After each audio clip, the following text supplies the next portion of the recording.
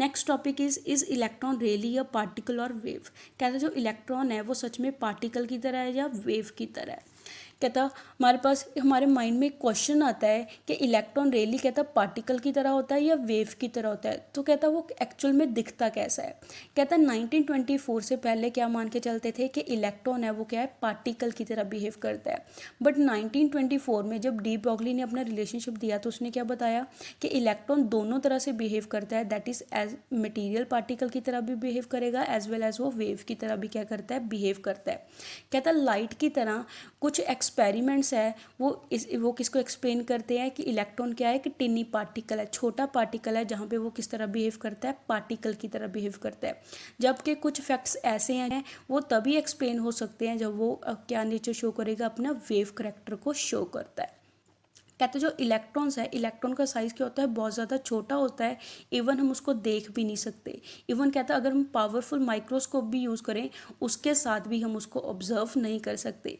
But कहता है इसमें कोई डाउट नहीं है कि जो इलेक्ट्रॉन है वो क्या करता है, एग्जिस्ट करता है। जबकि कहता है जो इलेक्ट्रॉन है वो इतना छोटा होने के बावजूद भी क्या है, सभी मैटर फॉर्म में क्या होता है, प्रेजेंट होता है। कहता अगर हम इलेक्ट्रॉन को इमेजिन करें तो वो कैसा दिखता है, एक बहुत छोटे से डॉट की तरह दिखता है, जिसमें क्या होता है, वेव मोशन होता है और वो किस वेलोसिटी के साथ मूव करता है, लाइट की स्पीड के साथ मूव करता है, दैट इज़ 3 × 10⁸ मीटर पर सेकेंड के वेलोसिटी के साथ वो क्या करता है, मूव करता है। नेक्स्ट हम इसके रिलेटेड न्यूमेरिकल करेंगे। न्यूमेरिकल फर्स्ट हमें गिवन है calculate the kinetic energy of moving electron. हमें एक मूविंग इलेक्ट्रॉन की कनेटिक एनर्जी को फाइंड आउट करना है विच हैज़ अ वेवलेंथ। उसकी वेवलेंथ हमें गिवन दे रखी है, दैट इज़ 4.8 पिकोमीटर। और मास इलेक्ट्रॉन का कांस्टेंट होता है वो भी हमें गिवन दे रखा है 9.11 × 10⁻³ किलोग्राम। और प्लैंक्स कांस्टेंट की वैल्यू गिवन दे रखी है 6.63 × 10⁻34 जूल सेकेंड। यहाँ से हम इसको सॉल्व कैसे करेंगे, कहता है हम डी ब्रॉगली इक्वेशन को यूज़ करेंगे। डी ब्रॉगली इक्वेशन क्या होती है, lambda is equal to h/mv की इक्वल होती है। बिकॉज हमें क्या फाइंड आउट करना है, कनेटिक एनर्जी फाइंड आउट करनी है। कनेटिक एनर्जी किसके इक्वल होती है, ½ mv² के इक्वल होती है। वहाँ से हमें मास तो गिवन दिया हुआ है बट वेलोसिटी गिवन नहीं है, तो वेलोसिटी को हम कैसे फाइंड आउट करेंगे, डी ब्रॉगली रिलेशनशिप से फाइंड आउट करते हैं। तो डी ब्रॉगली रिलेशनशिप क्या है, lambda is equal to h/mv है, जिसमें हमें प्लैंक्स कांस्टेंट की वैल्यू गिवन दे रखी है, कांस्टेंट वैल्यू होती है। और ऑल्सो हमें मास है इलेक्ट्रॉन का वो भी गिवन दे रखा है, दैट इज़ 9.11 × 10⁻³ किलोग्राम। और वेवलेंथ की वैल्यू हमें गिवन दे रखी है 4.8 पिकोमीटर। 1 पिकोमीटर में कितने मीटर्स होते हैं, 10⁻12 मीटर होते हैं।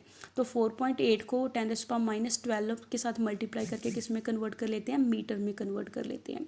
तो इन सभी वैल्यूज़ को हम क्या करेंगे, डी ब्रॉगली रिलेशनशिप में पुट करेंगे। तो वहाँ से हम रीअरेंज करके इक्वेशन को वेलोसिटी को कैलकुलेट कर लेते हैं। वेलोसिटी किसके इक्वल आती है, 1.15 × 10⁸ मीटर पर सेकंड के इक्वल आती है। नेक्स्ट हमें क्या कैलकुलेट करना है, कनेटिक एनर्जी कैलकुलेट करनी है। कनेटिक एनर्जी का फॉर्मूला क्या होता है, ½ mv² के इक्वल होती है। वहाँ से हमें वेलोसिटी की वैल्यू को कैलकुलेट कर लिया है और मास की वैल्यू हमें गिवन दे रखी है। तो इस फार्मूला में सभी वैल्यूज़ को पुट करेंगे, वहाँ से कनेटिक एनर्जी कितनी आ जाएगी, 1.05 × 10⁻14 किलोग्राम मीटर स्क्वायर पर सेकंड स्क्वायर आ जाएगी।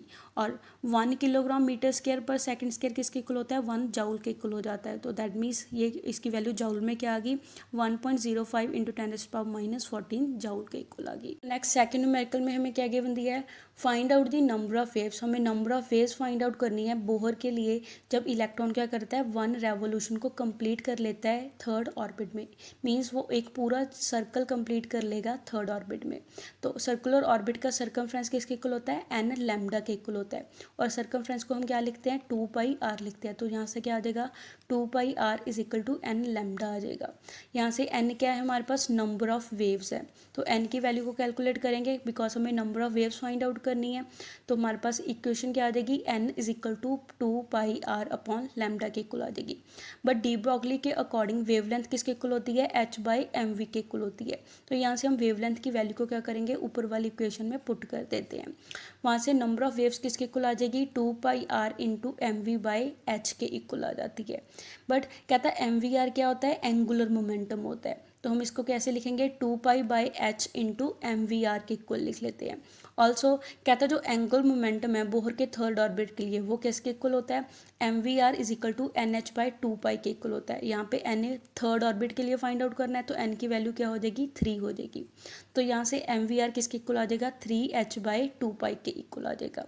तो एम वी आर की इस वैल्यू को हम क्या करेंगे ऊपर वाली इक्वेशन में पुट कर देते हैं। वहाँ से नंबर ऑफ वेव्स किसके इक्वल आ जाएगी 3 के इक्वल आ जाएगी। तो कहता है जो नंबर ऑफ वेव्स है बोहर के थर्ड ऑर्बिट में वो टोटल कितनी नंबर ऑफ वेव्स हैं 3 नंबर ऑफ वेव्स हैं। थर्ड न्यूमेरिकल में हमें क्या गिवन दिया है 2 पार्टिकल्स हैं ए और बी। कहता है दोनों पार्टिकल्स क्या है मोशन में है, मीन्स वो क्या कर रहे हैं मूव कर रहे हैं। कहता है हमारे पास अगर वेवलेंथ गिवन दी हुई है पार्टिकल ए की कितनी वेवलेंथ है 5 × 10⁻⁸ मीटर वेवलेंथ है। हमें क्या करनी है दूसरे पार्टिकल की वेवलेंथ को कैलकुलेट करना है। अगर कहता है हमारे पास क्या है मोमेंटम है हमारे पास हाफ ऑफ ए, अगर कहता है बी का मोमेंटम क्या है ए के मोमेंटम के हाफ है, तो उसको हम सॉल्व कैसे करेंगे। डी ब्रॉगली इक्वेशन क्या होती है lambda is equal to H by M V के इक्वल होती है और मास इंटू वेलोसिटी क्या होती है मोमेंटम, तो वेवलेंथ क्या आ जाएगी एच बाई पी के इक्वल आ जाएगी। इसको हम क्या करेंगे इक्वेशन 1 पुट करते हैं। कहता पार्टिकल ए के लिए हमारे पास जो वेवलेंथ है उसको किसके साथ नोट करेंगे लैम्डा ए के साथ नोट करते हैं और किसके इक्वल आ गई एच बाई पी ए के इक्वल आ जाएगी। पी ए किसको डिनोट करता है मोमेंटम ऑफ पार्टिकल ए को डिनोट करता है। ऐसे ही हम पार्टिकल बी के लिए वेवलेंथ को लिख लेंगे किसके इक्वल आ जाएगी lambda B is equal to H by P B के इक्वल आ जाएगी। बट हमें गिवन दे रखा है जो मोमेंटम है बी पार्टिकल का वो क्या है हाफ है मोमेंटम ऑफ ए पार्टिकल के, तो यहाँ से क्या आ जाएगा P B is equal to P A by 2 के इक्वल आ जाएगा। तो पी बी की वैल्यू को हम क्या करेंगे इस इक्वेशन में पुट कर देंगे। वहाँ से जो लैम्डा बी है वो किसके इक्वल आ जाएगी 2h बाई पी ए के इक्वल आ जाएगी। कहता अब हम क्या करेंगे फर्स्ट एंड थर्ड इक्वेशन को क्या करते हैं इक्वेट करते हैं। वहाँ से हमारे पास रेशो आ जाएगी lambda A by lambda B की किसके इक्वल आ जाएगी 1/2 के इक्वल आ जाएगी। या फिर हम इसको कैसे लिख सकते हैं lambda B is equal to 2 × lambda A के इक्वल लिख सकते हैं। हमें क्या कैलकुलेट करना है वेवलेंथ कैलकुलेट करनी है सेकेंड पार्टिकल की। फर्स्ट पार्टिकल की वेवलेंथ हमें गिवन दे रखी है तो लैम्डा ए की वैल्यू को हम क्या कर देंगे पुट कर देंगे। कितनी वैल्यू है 5 × 10⁻⁸ मीटर। तो इस रिलेशनशिप में लैम्डा ए की वैल्यू को पुट कर देंगे। वहाँ से हमारे पास क्या आ जाएगी वेवलेंथ आ जाएगी पार्टिकल बी की कितनी आ जाएगी 10⁻⁷ मीटर आ जाएगी। बिकॉज हमारे पास आंसर कितना आएगा 10 × 10⁻⁸ आएगा और इस पावर को हम अरेंज करके क्या आ जाएगा 10⁻⁷ मीटर के इक्वल आ जाएगा। So that's all for today. Do practice in numericals, stay home, stay safe, thank you.